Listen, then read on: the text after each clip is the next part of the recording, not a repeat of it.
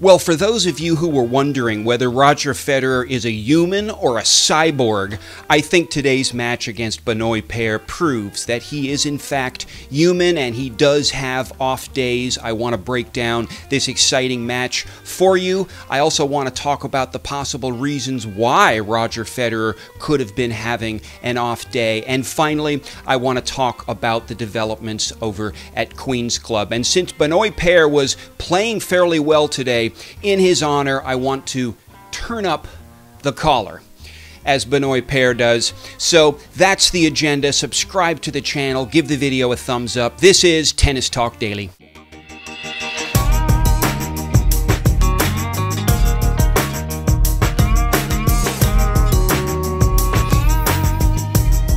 Federer's opening round match at Halle this year was a fairly routine affair. He prevailed over Alias Bedene in straight sets, 6-3, 6-4 with no problems. But the match today against Paire was a different story. Federer and Paire had, prior to today, met 5 times, and on all of those occasions, Federer prevailed fairly easily.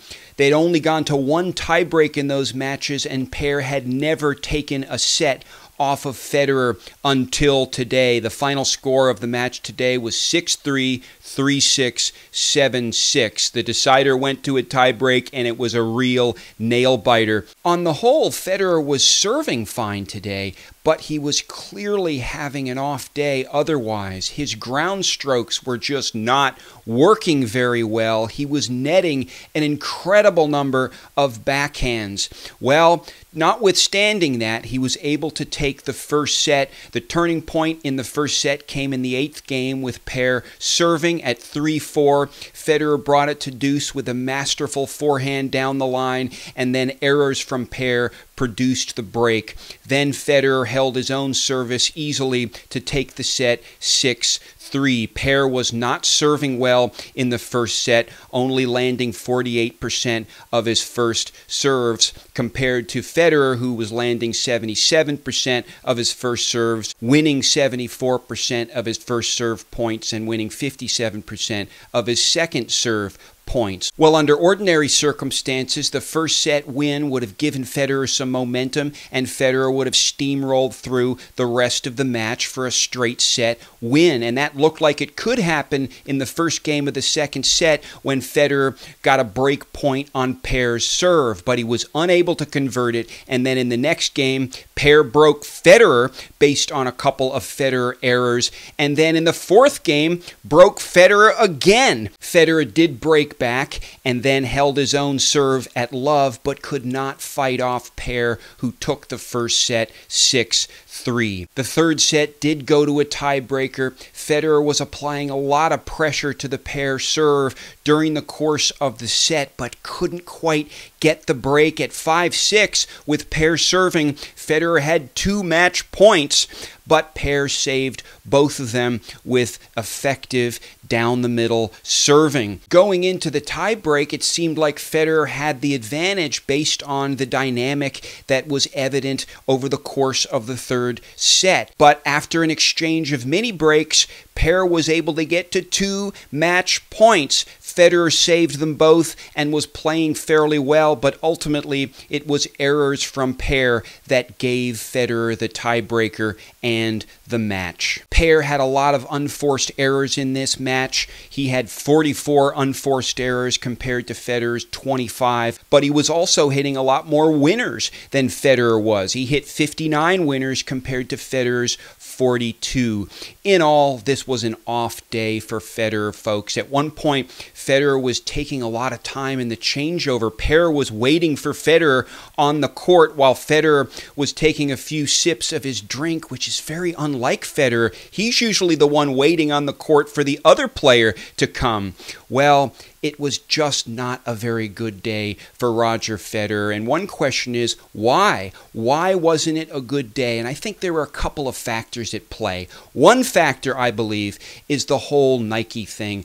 I believe the uncertainty with respect to the Nike sponsorship is affecting him, and something might have happened that we don't know about prior to today's match. Another factor that could be affecting him is that there's really no more competition left in this tournament. Alexander Zverev was ousted in the first round. Luca Pouille is gone. Kei Nishikori is gone. Dominique Thiem is gone. He could feel out of his element.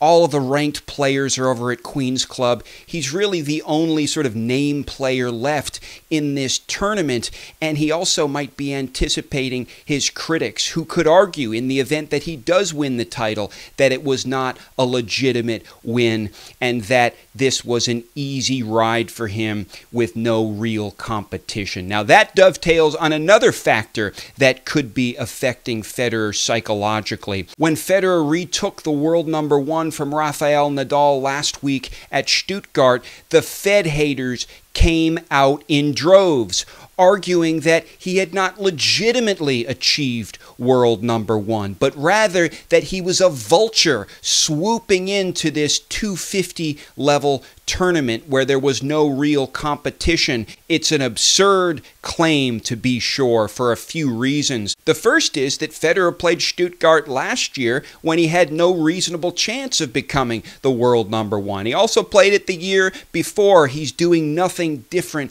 this year than he's done in previous years. As it turns out, the competition at Stuttgart, a 250 level tournament, was greater than the competition Federer is facing here in Halle, a 500 level tournament. So now are the Fed haters going to argue that he's vulturing at Halle? Well, Federer might think and anticipate that they will. The Fed haters are also arguing that Federer is avoiding Queen's Club, where all the competition is. Why isn't he playing Queen's Club, they ask? Well, there's a backstory to that. At the beginning of Federer's professional career, Federer asked for a wild card from Queen's Club, and they refused to give it to him. But Halle did give him a wild card, and he has rewarded that tournament with loyalty over the years. And now he's not going to go to Queen's Club because Halle has actually named a street after Federer. The Halle-Wimbledon combination has worked well for Federer. Why deviate from something that's worked so well for him? And moreover, why aren't Djokovic, Cilic, and the rest of them playing over at Halle? You could argue that they're trying to avoid Roger Federer. Federer probably also knows that after he achieved world #1 last week, Richard Krajicek, a former Wimbledon champion, came out and said that the only reason Roger is #1 is because his main rivals are injured. This is my response to Richard Krajicek, and I am astonished that he made this assertion. First, Rafael Nadal is not injured, Krajicek. Did you not hear about this? Krajicek also said that Djokovic is a quote-unquote more complete player than Federer because at one point in time he had held all 4 of the Grand Slam titles at once. The only possible argument for Djokovic in this regard is that he's had more success against Nadal on clay than Federer has. But that doesn't make him a more complete player. You don't need to be a complete player to win on clay, folks. All you need is consistent ground strokes. That's what Nadal has. That's why he wins. That's what Djokovic has, and that's why he has won on the dirt. The Fed haters, including apparently Richard Krajicek, need to go back under the rock from which they crawled. They're making absurd claims. They might be hurting Roger in making these claims, and they need to just button their lips. That's my rant. I'm done. Now let's talk about Queen's Club a little bit. There have been a few minor upsets over there. Kevin Anderson has been ousted. Thomas Berdych has been ousted. And David Goffin is out as well. Cilic is still in and looks to be on course to play in the final. Djokovic is looking fairly strong.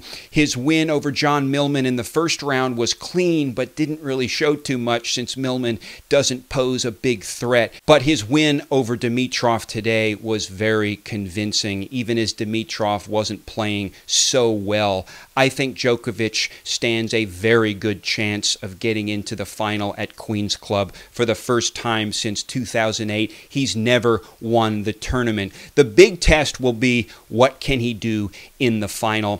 Cilic might be there to meet him, or it could be Kyrgios, who's been playing very well and who prevailed over Kyle Edmund today. Quite decisively, served 32 aces. It did go 3 sets, but Kyrgios was clearly the superior player on the court. The final score of that was 7-6, 6-7, 6-3. If Djokovic wins Queen's Club, that's going to mix things up quite a bit, because he then is going to be the second favorite going in to Wimbledon and could be challenging Federer. So we'll be keeping a close eye on that. Drop a comment about any and all of the issues I've discussed here. I hope everyone is well. I will be back tomorrow and the next day, and I'll be doing daily commentary on Halle from here on out. Be well. Signing off from Boston. Bye.